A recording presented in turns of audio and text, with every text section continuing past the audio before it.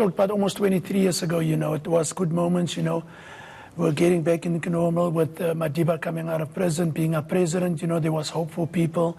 And also that, my experience is that coming from a background where there wasn't much for you to do, was to say that if you can do something through football, it can give people used to go to the stadiums being hungry, but when Bafana wins, they used to be filled with that joy. Yeah. And as a soccer player, that's all I wanted to do. I was an entertainer, and I wasn't the only one. We had a team that was like a family through Clive Barker that obviously coached us and made sure that the people, the 12 men, which was the supporters, when every time we played, they were there for us, supporting us. And I think that just gave us hope to make sure that 96, after 95, remember, when the guys won the Rugby World Cup, there was a lot of pressure. But then obviously, it was the nation that was calling my name, and unfortunately I had to come on 20 minutes and score the 2 goals. And we ask ourselves, what happened after that? 23 years ago, we haven't won it. But tomorrow, it is a big game, and we can say, let's jump it and talk about tomorrow. But let me tell you, I mean, we want to do that. It's not easy for me to ask the question that I'm asking, but we have to ask it because the football fans, the nation is not happy with the way things have gone up to this point, right? Tomorrow may be important, but from your point of view, what do you think has led to the decline of the ability or quality of players in the football that we play today? Yeah, well, you must just remember that time there was a lot of players that was also playing overseas. So we had that experience that when we come to the national team, you're playing for your country, representing your country. There wasn't a lot of money like the East now, and people are quick to say that maybe it could be the money, they're driving new cars and things like that. Plays a factor, but not a big factor, because it is, at the end of the day, you want to represent your country, and that is important. I think that with the development also from my side, I think that after we left, the shift, there wasn't quality, or there wasn't players coming up, and we didn't, as ex-players, didn't take them by the neck like they do in rugby. If a player comes up, he was representing a jersey, and that feeling, that's a feeling that I thought that we just missed. Some or another going through and expecting the new generation to come and take that trophy in '96, which were going to be a mountain to climb. Well, that's exactly what concerns many South Africans, the fact that that culture of winning and the attitude that we can do it, this is South Africa, and this is what the fans expect should be sustained. Russell Paul, we can see it has declined, and I'm not surprised that we have festivals such as We Are Football to try and generate the interest once again. But I want to stay with development of football for a moment. What happened, Russell? From your point of view, what do you think has been going on? I think we've tried to do as much as we can with regards to that, but I think the point that Mark makes, there's been a lot of economical decline as well within the country. So it's become quite expensive for people to attend matches. When you talk about people trying to get into stadiums, etc., it's extremely expensive on that basis, not just the game for people to get there. As far as development is concerned, yes, back in 2013 when the new executive took over under the leadership of Dr. Zidane, a new holistic approach to football was developed, where we had Vision 2022. And up to that stage, we were starting to find this lack that you're talking about. So we got to the point where we're saying we need to reintroduce interprovincial competitions. That was one of the big things that was lacking. The interprovincial competitions wasn't there. Mark comes from an area that I was at the Western Cape, and he will tell you that the interprovincial was something that the players aspired to get into that. We even had senior interprovincials at that point. So you had senior, you had under 20, you had under 17, you had under 15 interprovincials. The executive then decided that this is the way to go. The fruits are now bearing on that. Because if you look at youth competitions within this country, or youth competitions in the world, South African youth teams are right at the top. We've got the under-17s right now busy playing Japan in Uruguay. We've got the under-20s that are on the verge of qualifying for the World Cup again for the second time running. We've got Banyana sitting in Ghana. The elusive World Cup has just kind of been eluding them in that respect. But they've been at the forefront all the way through. They've just been named the South African. But you know, Russell, I think that's actually the whole point, that the under-17, the under-20s, they normally do very well. But something happens when it gets to the senior team, right? That somehow it falters and does not perform to the expectations of the fans. And you can tell by the decline from the top ranking of within the top 20 in the past to now number 73. two issues. I touch on the elements of the ranking and explain some of those elements as well, because people need to know that. But I think Mark explained that as well in his script. You've got the situation where the youth are coming through. The aspiration, if you go back to the 96 team, you go back to our 2002 World Cup where we had probably 80 to 90% of our players were playing in Europe or abroad, but not just playing in Europe. They were playing in top teams. They were playing in the Premier Leagues. Today we have maybe 100, 150 players playing abroad. But where are they playing? Second division, third division, etc. So they're going there. Some of those, they're getting the money, etc. If you look at the aspect that you talk about the ranking, we are going to be dealing with this matter with FIFA as well. There's a situation that goes around that says that you can't play on two different continents in one window if your flight is more than 5,000 kilometers or 5 hours. What does that do? It forces Africa, and South Africa at the worst level, we have to play African teams all the time. So you can't get your ranking up. Your ranking stays where it is. You've got to play Lesotho, you've got to play Swaziland, you've got to play Namibia. You can only play Nigeria so many times. So South Africa is at a disadvantage. We travel 8 hours to Egypt, 8 hours back, but we can't travel when we get to Egypt 8 hours to go somewhere into Europe. All right, let's hear what the football fans are saying. And of course, Errol, you are doing something about it. I have not forgotten about you. But first, let's talk to Thobela, who is joining us from George. Thobela? Hello, Tim, and hello to your panel there. Look, Tim, we can talk about many technical reasons why Bafana Bafana not performing. I think challenge that the current crop of players have no pride. They don't value they don't have the pride in terms of wearing the Bafana Bafana t-shirt. I mean, if you look at players like Mark Williams, Lucas Hadebe, look at the pride that those players had. And even at that time, there was not even a lot of money as it is now. But those players had pride. They knew that they are presenting the country, and they appreciated the fact that they've been selected, to represent their country. And that is the pride that is lacking with current players. There's no spirit of patriotism. Before I get the panelists to respond, what do you think may have destroyed that pride along the way? What do you think happened?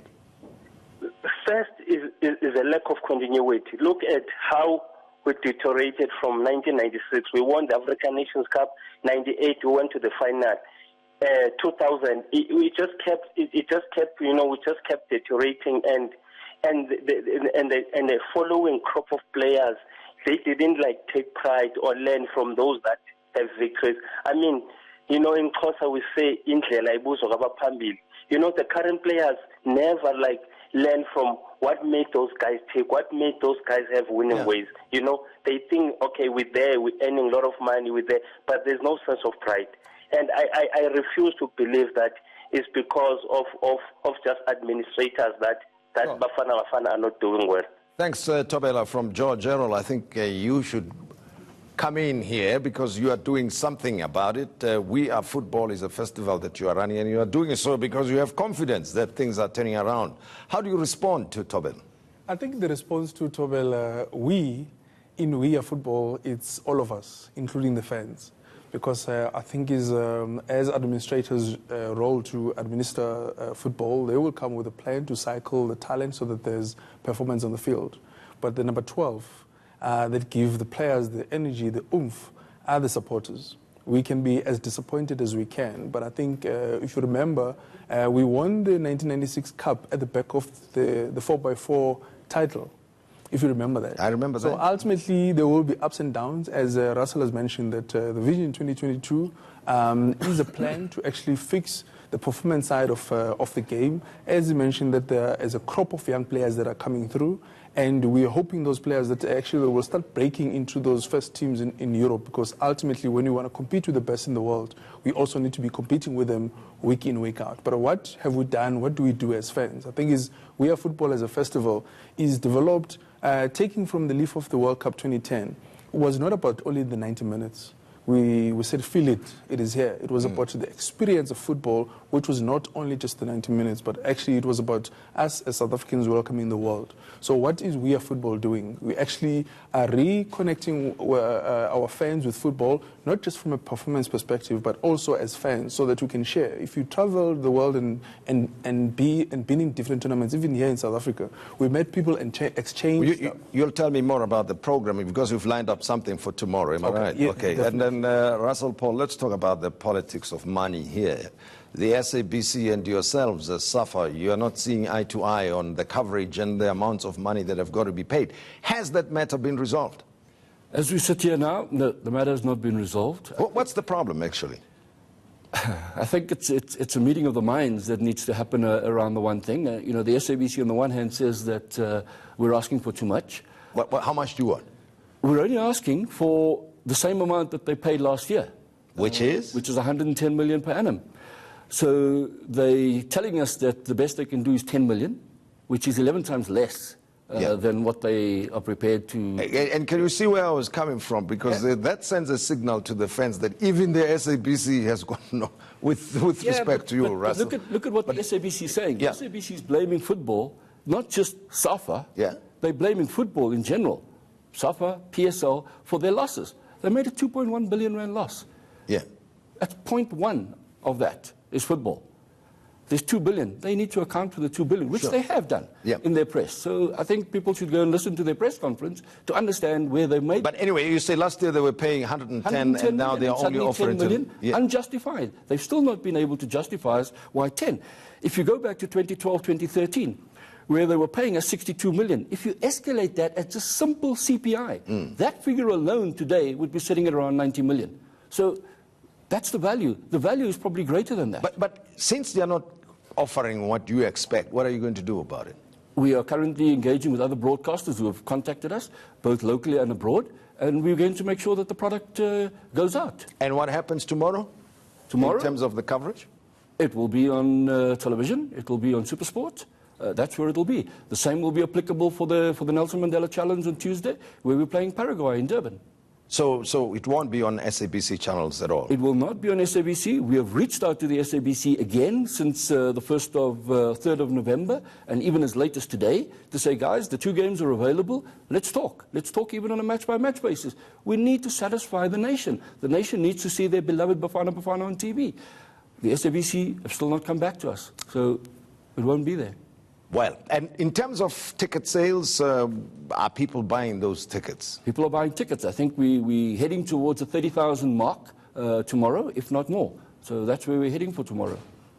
And Errol, how do you feel about the game yourself tomorrow? I mean, obviously we can point to all the problems, the weaknesses in the system, but the expectation is still there. The hope is still there. The ambition is still there.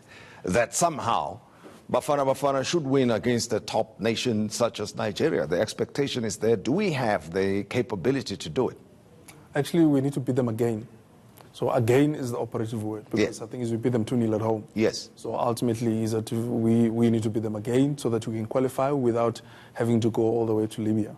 So I think it's for us as a representative of fans, and first of all, we're looking at Nigeria male and Nigeria female on the Sunday, where we open our AFCON competition with the Banyana team. So I think it's for us, we've planned for a Saturday-Sunday activity against Nigeria. We will get the 3 points tomorrow, and then on Sunday we want to have a good start in the tournament so that we can qualify for the World Cup.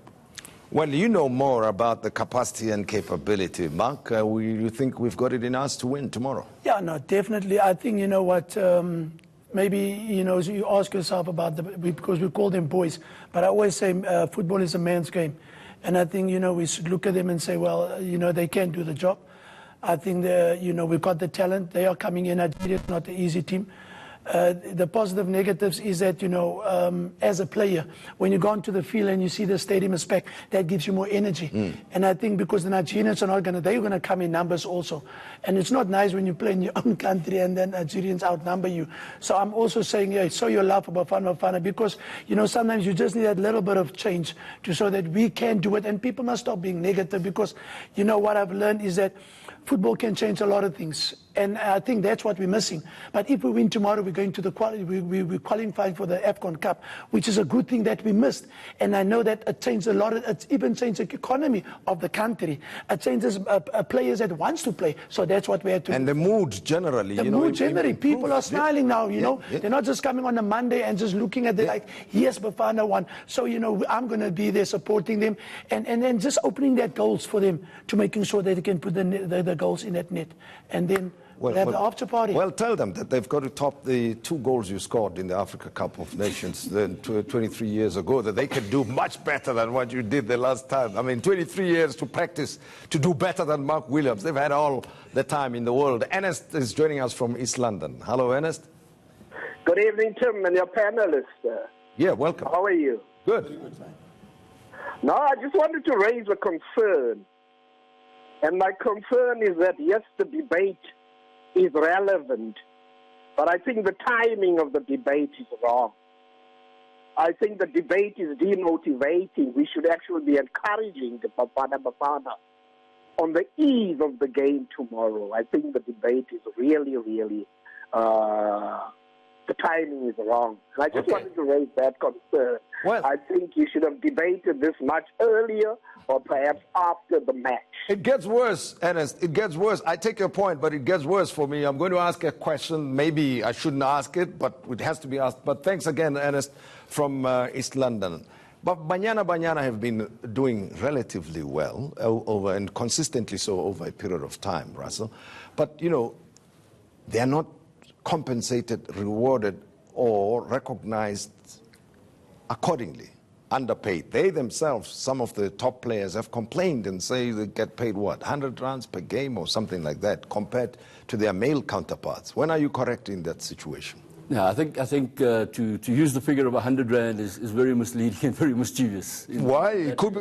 They're certainly not getting paid 100 rand. It's not 100? No, it's definitely not. Are you going to, can you tell us how much they get paid? They get paid commensurate with what we're getting from a sponsorship perspective. Okay. And that brings you back to the SABC scenario. Yeah. All right? Because the money that you get from broadcast anywhere in the world, not just in South Africa, rugby, cricket, that money goes to development.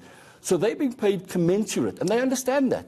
Well, let's use the opportunity to make this point to the sponsors then, that the sponsors themselves, therefore, are discriminating, if you will, against... Corporate South Africa, yes. Sasol are a brilliant sponsor for Banyana. They, with Banyana's performance that have gone up, they came to the party, they increased the sponsorship in the last period. So for the next 4 years, they've increased it. The bonus structure's gone up. Banyana, if they win this AFCON now in Ghana, are going to be getting just over 3 million. Okay, as a That's team. That's what's going to be shared by the players. Yeah. More than 110,000 rand per player. That's what they're getting. Yeah. And there could be more. And this is what we said. I think Mark spoke about this from an economic perspective.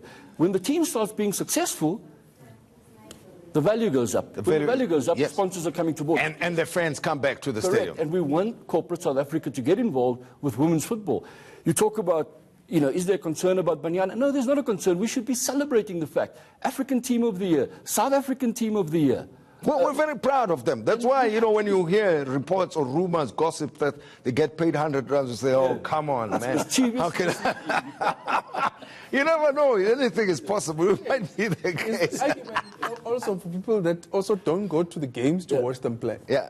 Yeah, you see, you know, you may as well pay them from your pocket before they go to play. Abraham is joining us from Middelburg. Abraham? Hello? Yeah, welcome, Abraham. You don't sound like a Bafana supporter. Why are you so subdued this evening? No, I'm not subdued. Go for it. Go for it. We're listening. Yes, sir. Good night. Good evening to you and your panel there. I'd like to ask the gentleman from SASA, what is going on after the World Cup, the funds they got?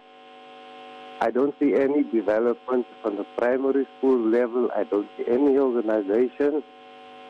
Whose responsibility is that said that?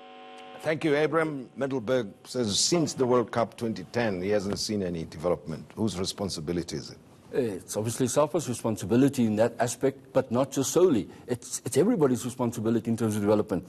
And just as late as the last 2.5 years, Government intervened with us in one respect and said, hey guys, you need to be responsible for schools football. You can't just carry on and leaving it to an associate member. It's exactly what we did. Yes, we've got a legal battle that is still pursuing, but we're now aggressively moving out with schools football. We've got success. We've had the K Motsepe Cup that was played recently. Lots of money going into that. I mean, the teams were getting good money from the donor, Patrice Motsepe, and we welcome that. There's more money going into development. I mean, there's a lot happening at that level. Let me interrupt Not you enough, there quickly. but a lot. And so to tomorrow, the game starts what time? Gates open when? 3 o'clock, gates open till 12 o'clock. We expect to see people there supporting Bafana. And as Mark said, come show your love. The next day, Banyana are taking on Nigeria, and we're hoping to do the double. Errol and Mark, on the sideline, something is happening at Nasrec. So ultimately, we're right next door to the game. Yeah. Our gates open at 10 o'clock. We'll have different activities, six-a-side competitions, and many football activities to do. We've got SAFA displaying their 1996 trophy. We have La Liga as well, and Sundowns is going to bring their CAF trophy. We will have an exciting element at 2 o'clock where we stop our program and get the super fans to parade down to FNB Stadium. It's a 15-minute parade where we join the rest of the fans to support Bafana Bafana. Afterwards, we come back to Nasrec to celebrate the win. The win. That you are anticipating tomorrow. And then on Sunday, we will have a big screen where we're showing Banyana Same place. And Mark, last word should go to you about tomorrow. Yeah, well, being the ambassador, you know, for me, I think this soccer festival is good because it gives people to sort of be close to the soccer, you know, ex-players, and then just to make sure that once we have all these activities, like Errol say, you know, we're going to go there, parade, but I'll be actually on the touchline with some of Nigerians well, I say not ex-players, but legends, and we'll be doing that super sport thing where he'll talk about Nigeria. I'll obviously have my heart here and show my love for Bafana Bafana. But at the end of the day, I think, you know, they said it's a friendly game. There's no friendly games. I'm only going to be friendly with him when I see him. But as soon as that whistle are blowing, there's no friendly. 3 points, that's what we're coming at, and we celebrate. So I want all the people to go on the website and go and book tickets at wearefootball.africa and support Bafana. Sure. And afterwards we can talk about it.